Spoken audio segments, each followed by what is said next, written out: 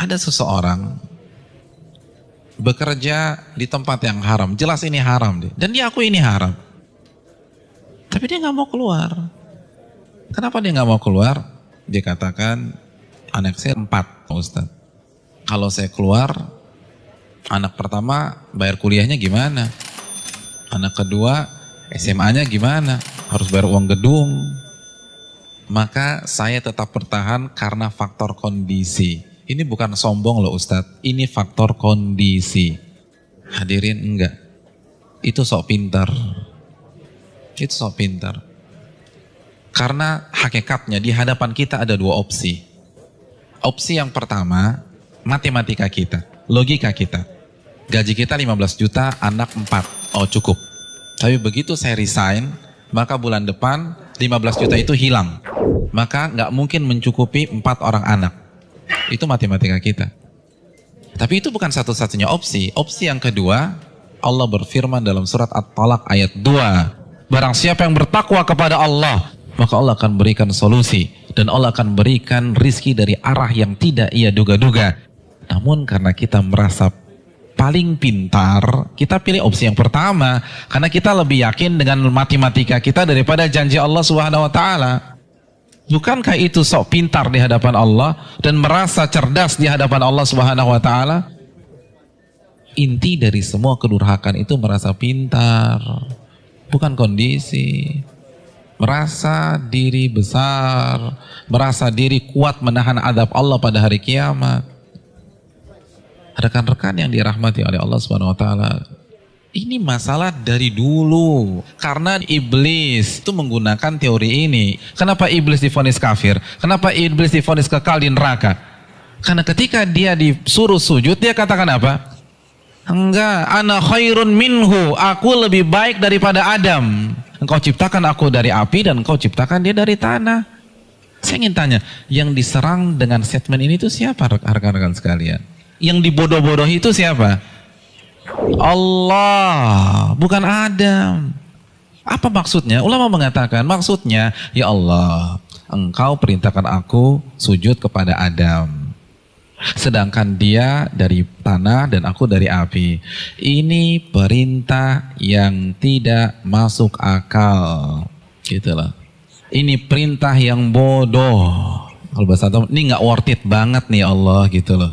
Makanya kan Allah langsung habisi dia. Aba wastakbara wa kana minal kafirin. Ini bukan hanya semata-mata sujud hadirin. Ini lebih besar dari itu. Nah begitu juga dengan orang yang banyak maksiat sekarang. Ya nggak mungkin lah ada orang mengatakan ngaku muslim gue lebih pintar dari Allah. Enggak lah. Tapi dengan cara dia membantah ayat Allah, menolak hadis Nabi, itu kan merasa pintar. Merasa pintar. Akhirnya dibantah, dijawab. Hadirin simpel aja, saya kasih 2 contoh dalam masalah ini. Asy-Syu'ara ayat 61 ini jelas. Ketika Allah perintahkan Nabi Musa untuk lari, untuk keluar dari Mesir. Lalu apa yang terjadi? Dan ketika kedua kelompok itu sudah saling melihat, Fir'aun sudah melihat Nabi Musa di hadapannya, dan Musa kalau menoleh sudah melihat Fir'aun. Innal mudrakun. Maka sebagian pengikut Nabi Musa itu mengatakan kita akan tertangkap. Kita akan tertangkap. Kenapa? Depan laut merah, belakang Fir'aun. Logika main, ketangkap. Matematika main, ketangkap. Lalu apa kata Nabi Musa? Qala kalla, bukan begitu. Inna ma'iya rabbi sayahdin. Sesungguhnya Allah bersamaku dan Allah akan memberikan petunjuk. Maka setelah Nabi Musa berbicara demikian, baru Allah wahyukan anidrib bi'asakal bahra fanfalaqa. Pukulkanlah tongkatmu ke permukaan laut, maka laut pun akan terbelah. Ada 2 sikap yang kontradiksi. Yang satu begitu melihat kondisi real di lapangan langsung menggunakan akalnya. Kita ketangkep nih. Tapi Nabi Musa enggak. Beliau merasa bodoh di hadapan Allah. Maka beliau tidak menggunakan pemikirannya, tidak menggunakan logikanya, tidak menggunakan matematikanya. Nabi Musa lebih percaya dengan janji Allah, in tansurullah yansurkum. Jika kalian menolong agama Allah, Allah akan tolong kalian. Orang nggak akan bisa seperti ini kalau dia nggak merasa bodoh di hadapan Allah. Hadirin, saya ingin bertanya, pengikut Nabi Musa itu siapa sih? Bani Israel. Bani Israel itu bodoh atau pintar? Pintar.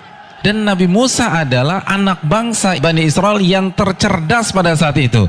Yang satu merasa bodoh, yang satu merasa pintar. Dan yang benar adalah yang merasa bodoh di hadapan Allah.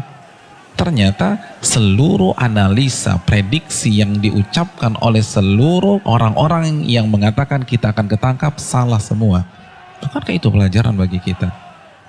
Bukan berarti kita nggak boleh menggunakan akal sehat, enggak.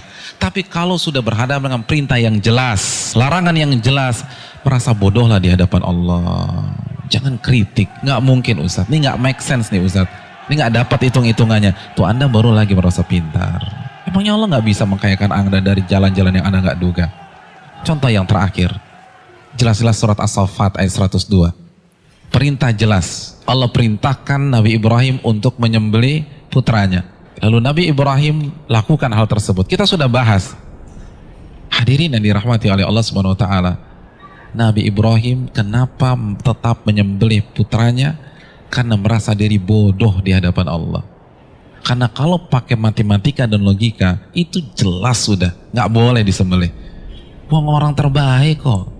Beliau akan komplain kalau beliau merasa pintar saja, beliau akan komplain kenapa anak saya disembelih. Saya kan manusia terbaik di sini. Harusnya kan anak saya sekolah di sekolah internasional, ya Allah, kenapa justru disembelih? Kan begitu logikanya.